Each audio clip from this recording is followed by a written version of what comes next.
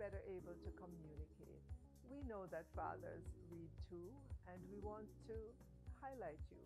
Post your pics on social media of you reading with your children. Tell us what it means for you. Reading is the gift that will last forever.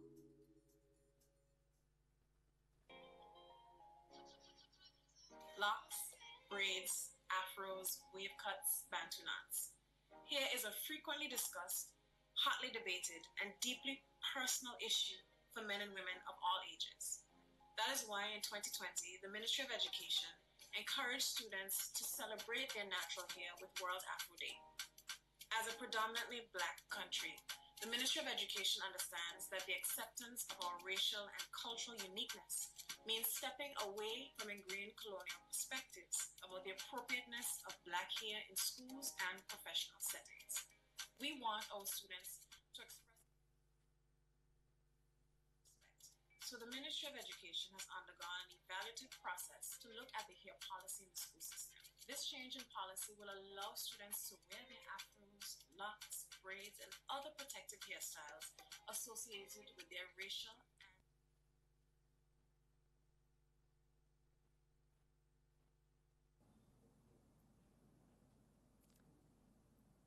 Good afternoon, everyone. Welcome to the Ministry of Education and Youth's Back to School Press Conference. My name is Cheryl Bromfield, and I am the Manager for Corporate Communications and the Public Relations Division. At this time, I'll turn this afternoon's proceedings over to our Permanent Secretary, Acting, Mrs. Maureen Dwyer. She'll do the formal introductions, and this will be followed by our Minister, who will bring us her presentation, the main presentation. P.S. Dwyer. Thank you so much, Mrs. Bromfield. Welcome, everyone. It is my pleasure to introduce members of the ministry's team this afternoon. I know you're all anxious to hear what's going to be happening in the new school year, and we're here to provide you with some answers. So we have our Education Minister, Honorable Fayval Williams, our Chief Education Officer Acting, to my right, Dr. Kassan Troop, Mr. Richard Troop, who is our Director of Safety and Security in Schools. Next to him, Ms. Kennedy Davidson, Assistant Chief Education Officer Acting for Guidance and Counseling. And next to her, Ms. Julia Edwards. She's our Technical Development Officer for the Sixth Form Pathways Program. Across the room, Mrs. Sonia Banton is our Chief Financial Officer. Ms. Nadine Sims, to my left, our Assistant Chief Education Officer, Media Services Unit and Educational Resources. Mr. Garfield Higgins, you're in the room, sir, Senior Advisor to the Honorable Minister.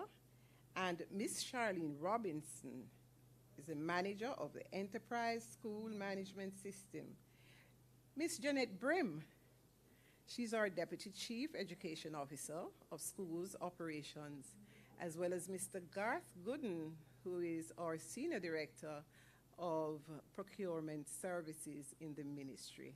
To all the members of the media, JIS, those online, and the members of the Minister's Advisory Team, I say good afternoon and welcome. Thank you very much for coming. I'll just hand over to Minister now, who will take us through her presentation.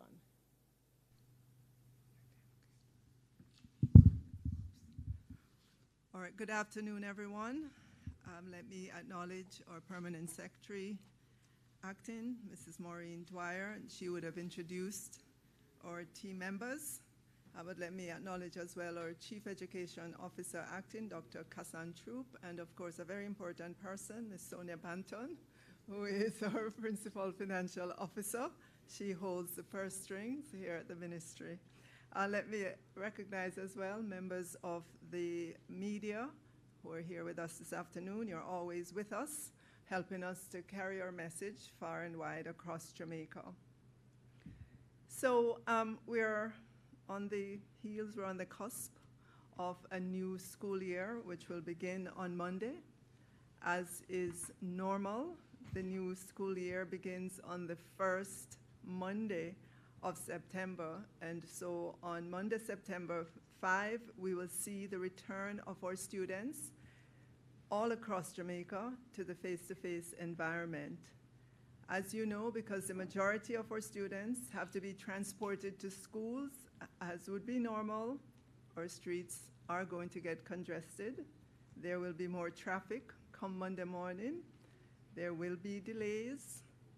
In the corporate area, the Ministry of Transport and Mining would have been speaking about that ministry's efforts to roll out more buses to better facilitate our students and teachers who have to travel by public transportation to our schools. This is an example of joined-up government. And we do have here with us this afternoon Mr. Troop, who heads our safety and security unit, and also will speak to transportation as well if there are any questions that come up during the course of this press conference. The ministry will continue its efforts to provide some 7,500 students on path with transportation subsidies of approximately $380 million through our rural transportation program. This is organized at the school level. Our principals know the path students in their schools and their transportation needs. We implore our students, our parents, and our teachers to be as careful as you can be in traversing our roads as we open back our schools for face-to-face. Turning now to safety and security in our schools, back in March of this year when all our children or students returned to the face-to-face environment, as they will be doing this coming Monday, we would have seen videos of fights, pictures of stabbings, and heard about the killing of 2 very promising students in our high schools, and our hearts continue to be very sorrowful. We look forward to the start of school. All the initiatives that were in place last year to enable safety and security in our schools will continue. Metal detectors will continue to be there, and 6 schools are getting CCTV at a total cost of about $15 million. All of our high schools have metal detectors. Those will continue in place. Random searches for items that may cause harm to others will go on as well. And just to update, we continue to have our deans of discipline. We have 129 deans of disciplines. We have guidance counselors. We've increased the number of guidance counselors by 98 to 1,016. We continue to implore our principals, our teachers, and administrators to heighten their awareness and increase their vigilance. We will continue to have a team of psychologists and agencies that provide guidance for students, those who may be coming back into the face-to-face environment and will need some increased socialization, some increased behavioral management. We will continue to have the team of psychologists. Of course, you know that there are different levels. Or teachers in the classroom, they would be the first to notice a change in behavior. They can activate the guidance counselors at the schools, and if the guidance counselors feel that there's need for more beyond what they can do, then we have this system in place to help our guidance counselors. So turning now to grants to our schools, our system of sending grants to schools has been activated. As you're aware, we send several grants to schools. These include tuition grants, social premium grants, PATH grants, maintenance grant, ICT grant, STEM grant, TVET equipment grant, furniture grant, book grants to schools, or in some cases, the actual, for example, furniture, the actual furniture would be provided if there are no grants provided. The first tranche of the grant has been dispersed. The second tranche is to be disbursed in this September month. And of course, we will continue to support our schools in terms of the year-round maintenance efforts that we have. that is well above what the grants that we send for maintenance could cover. And we would have met with all our principals across our divisions last week, I think it was early last week, to let them know what has happened in their schools from a maintenance perspective. Those schools that we're going to be doing maintenance work in and so on. It's ongoing. It's all year round. It's not anything that we can get done in a summer when school is not there. So it's a continual program, continual maintenance of our schools all year round. There's always a school that needs some electrical work or plumbing work done, roofing work, upgrades to a teacher's staff room and so on. We will continue to do those things all during the year. In terms of nutrition in schools, we would have launched our Nutrition in Schools draft policy at Merle Grove High School in collaboration with the Ministry of Health and Wellness. Since then, we've received a number of written submissions from stakeholders. We will continue the consultation and the public awareness about the need to have our students consume less sugar, eat more fruits and vegetables, and help them understand how they can make healthy food choices. Nutrition Products Limited would have begun distributing drinks into our schools during the last school year that are in line with the requirements of the Ministry of Health and Wellness with regards to the amount of sugar in those drinks. From all indications, those drinks were consumed, and there were good reviews about the drinks, and we expect that they will continue to do so in the upcoming school year. With regards to furniture or delivery of furniture, meaning desks and chairs to schools, will continue year-round. We are delighted that we now have 8 local schools on the furniture making program. Not all of them are activated just yet, but they've indicated their interest in coming on board. Those who have been activated, they have been making and delivering furniture. And because we have this source of furniture making in our schools, it will be an ongoing program because as we continue to repair the furniture in schools, because some of them get damaged because of termites and other reasons, as we go through the school year, we will be able to manage better that program rather than waiting once per year to make a furniture purchase, to make the delivery. This facility, having our local schools do this, which gives the students knowledge of furniture making, and some schools have indicated the students earn a stipend for the work that they do there. It's a very good program that we will continue to support in our schools. And I know many schools have reported that they have actually received already their furniture, and it will continue throughout the year. In terms of e-resources, and I'm glad to see among the team or e-resources person, a team member who is here. We have a lot in terms of e-resources. We've been able to provide to our schools, and we implore our principals, our teachers, our students to avail themselves of the e-resources. So for example, we have lesson plans. We have over 500 lesson plans on our lesson platform for our teachers, and we'll continue to add more to build it out, to ensure that we have a lesson plan for every subject area, for every grade. Gone will be the days when our teachers have to give up their entire weekend to sit down with blank paper and begin to write lesson plans. That is there for our teachers. Technology has made it easier, and we implore our teachers to log on and utilize it. And many more teachers will be able to do that. To date, we would have distributed 8,469 laptops to our teachers in our primary schools. We made the announcement, we followed through with the procurement, and 8,469 laptops were delivered, or the teachers would have redeemed their vouchers at different distributors and collected their laptops. Our initial focus, as was announced, was on ensuring our primary school teachers have laptops. We're in the process of doing the procurement for our high school teachers, as announced. Just to remind everyone, this is a 3-year program to equip all our teachers with laptops. Phase 1 was primary school teachers.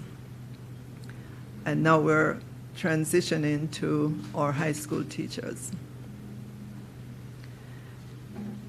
On the matter of textbooks, our spend this year for textbooks is $2 billion, of which $1 billion is for primary schools and $1 billion for high schools. I'm particularly pleased that we were able to have this greater investment in textbooks at the high school level.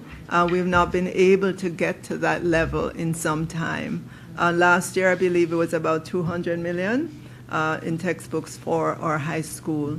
And this year, third year continuing with our ebooks, we will have more of a focus on ebooks this year relative to the prior years. But at the same time, of course, we have to maintain the paper, the text, the printed text, as well as the ebook format.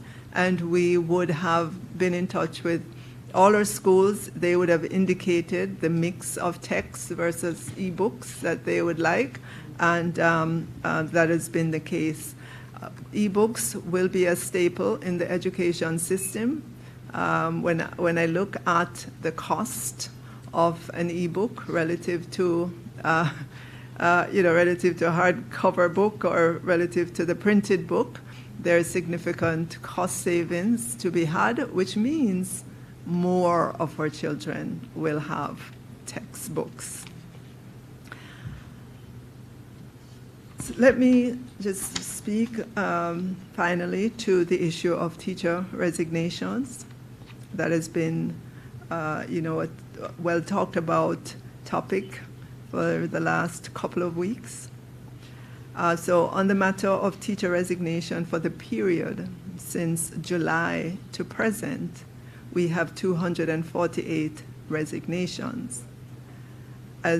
But I want to add, to that, is that many of those resignations would have already been filled. Many of those vacancies would have already been filled. I can tell you some of the regions. For example, Region 2, which would be St. Thomas, Portland, and St. Mary. They have reported that 80% of the schools reported that they have replaced teachers who have resigned. And 2 examples coming out of Region 2, Brown Brook Primary and Port Antonio Primary, 2 very large primary schools. They have fully replaced their teachers who have resigned. One corporate area school, I'm sure you might have read about it because it was headlined in some of the publications that school lost 16 teachers. If, reading in the fine prints, that principal would have said that she had replaced all except one of those teachers. So yes, the schools are finding qualified teachers out there to replace those who have resigned. And, that's how it should work because we have teachers' colleges in Jamaica. They train persons who are interested in coming into the teaching profession.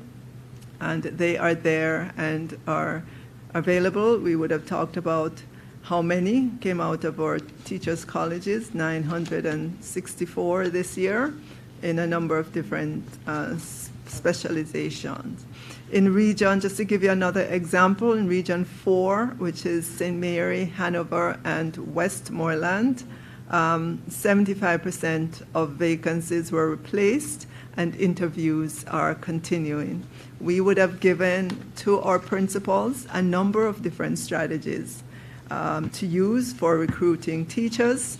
We put out 15 different strategies, and just recently we added to that the approval that we would have gotten from the Ministry of Finance and the Public Service for teachers who are on their long leave, whether it's 4 months or 8 months, if they're so willing to come back and be their own replacement. That is a facility that is now available to our schools. I know traditionally, not just this year, but traditionally when teachers go off on their long leave, it's been very difficult to find someone to replace them for just 4 months worth of work, or the 8 months worth of work. So to have this facility, I know that many school principals are very happy for this facility.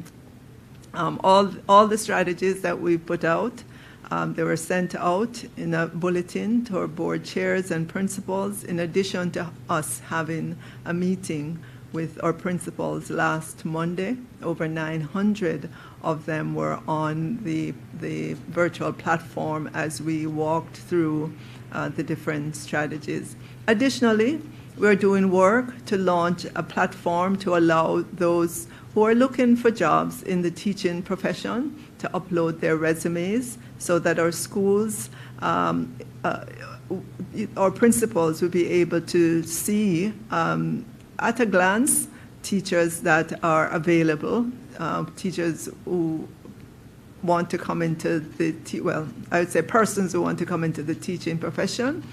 It will allow greater efficiency in terms of connecting schools to teachers, getting those interviews done, and so on. And we hope to have this facility on into the future. It's a facility for the education sector that will make it easier for those looking to meet up with those who are hiring. So I want to thank all of our boards, our principals, our teachers, school administrators for the work that they continue to do in our schools. Looking back over the past 2 years, you were steadfast in terms of enabling our children, our students, to continue with their education as we all lived through the pandemic. And as everyone knows, and it is widely acknowledged that the education sector has been the hardest hit by the pandemic. But you were there during all that time in the virtual world. You are teachers, you stepped forward and were trained on the technology. You were able to meet our students in the virtual world to continue their education. As we pivot back fully into the face-to-face environment, I know our children coming in on Monday morning are going to be delighted to be at school again, to rekindle friendships with their classmates and certainly with the teachers. I am looking forward to being out next come Monday, all of this coming first week in school into the second week, to be out there at our schools, interacting with our students, our teachers, our principals, hearing from everyone, including our parents, how things are going. I know it has not been easy for our parents, having to buy books, new uniforms for those who are transitioning from primary school to high school, to think about new shoes and backpacks and so on again, and to ensure that their children get to school safely and back. But I know our parents, they are going to do whatever it takes to get their children in school and to ensure that they avail themselves of the education. We want our parents to be, that very important stakeholder that they are, to understand where their child is in their development, and to be able to help them and to be there for them in a way that probably they have not been before. We're calling on our parents to increase the level of increase the level of involvement with their children going forward for this new school year. So in summary, we're well aware that we will not have perfection for the reopening of schools.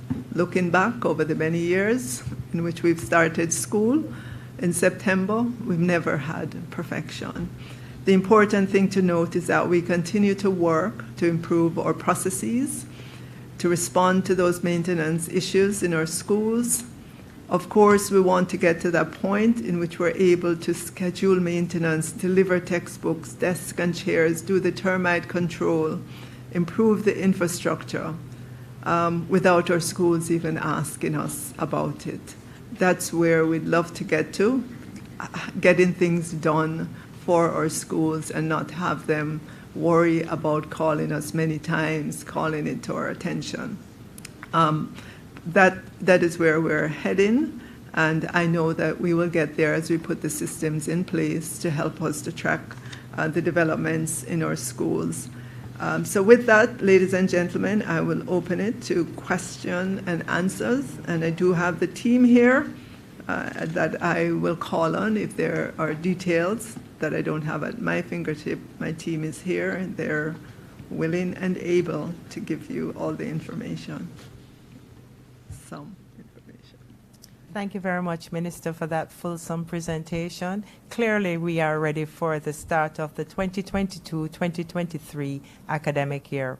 At this time, we'll open the platform for questions.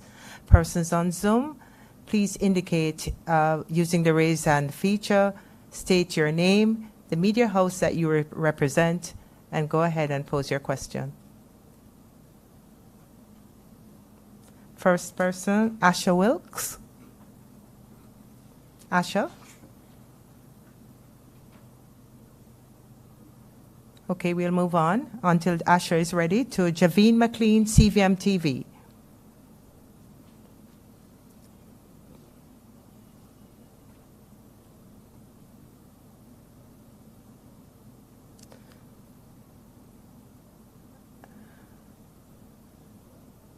Double right, that's that me right.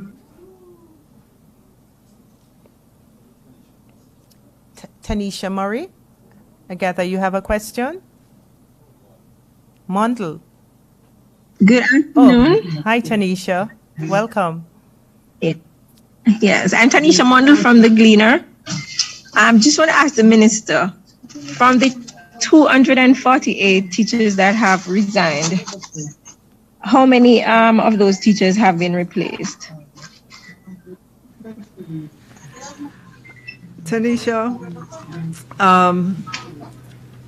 we're gathering that information from our regions, but I can tell you Region 2, which consists of Portland, St. Mary, St. Thomas, yes. 80% of schools reported that they have fully replaced teachers who have resigned. And two examples at the primary level. Okay. 2 examples of schools, large primary schools in the area, Brown Brook Primary and Port Antonio Primary. They would have fully replaced any vacancies that they've had. One corporate area school I mentioned who had indicated that they lost 16 teachers. In an article that was written about that school, they quoted the principal as saying that that she would have replaced already all but one of those. In Region 4, which is St. James, Hanover, Westmoreland, 75% of vacancies have been replaced and interviews are continuing there. So as we gather more information, because as you can imagine, many of these resignations would have come in just recently, within the last, few days or a week. Remember, there's August 25th cutoff date, the pay date. So many of the resignations would have come in after that.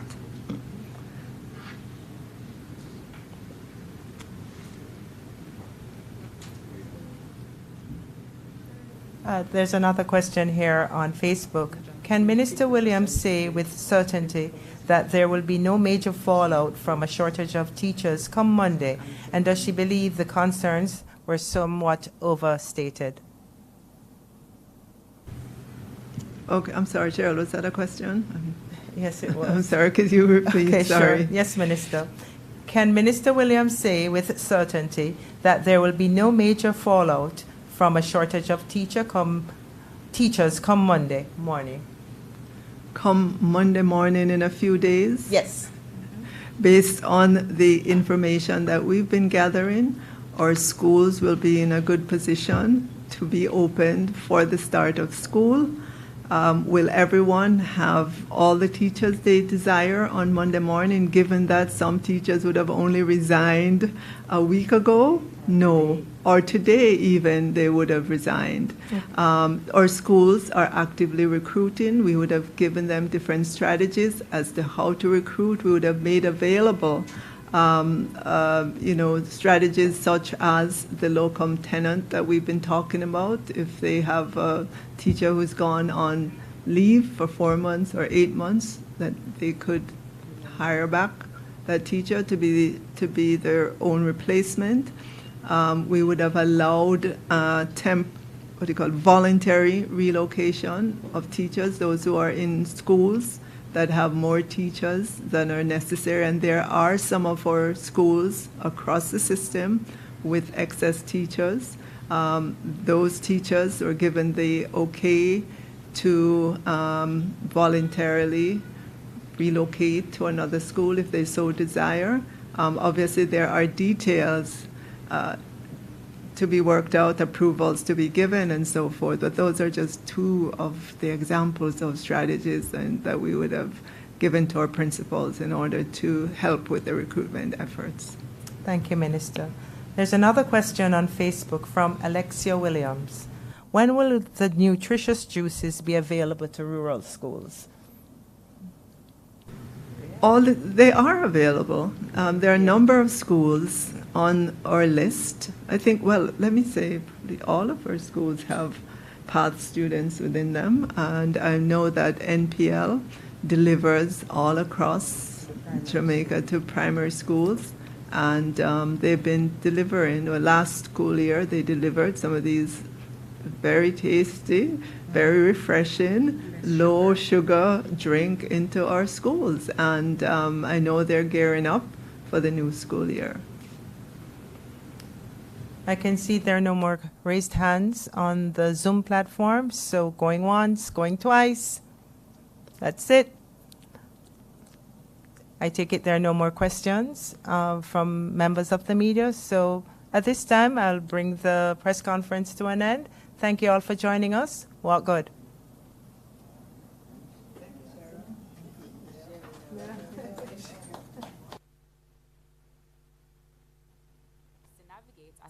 School or public educational institution. A navigation menu is located at the top right corner where you will find additional information such as contact information and resources to support the process. The system is very secure and has advanced security features. Files are stored in a secured cloud storage environment, box.com, and linked to the main website that was created using Google Sites. We recognize that the minutes of meetings contain confidential information, and in this regard, mechanisms are in place to protect and maintain the integrity of the system and to ensure that strict confidentiality is always observed. Permission levels are active and school folders are shared only with persons who are authorized to do so. The system will be monitored on a regular basis to ensure relevance and uptake. On the resource page, you can find a variety of materials to assist you in carrying out your role as school members. Other information will be provided on a timely basis to assist the schools and institutions in navigating the platform and accessing vital resources. Upload process. A copy of the board meeting minutes can be uploaded in just a few clicks. To navigate your school's folder, please follow these simple steps. 1. Select the school tab on the dashboard. 2. Select your region. 3. Select your school type. Schools are listed in alphabetical order. Once you select your school, your shared school folder will be presented.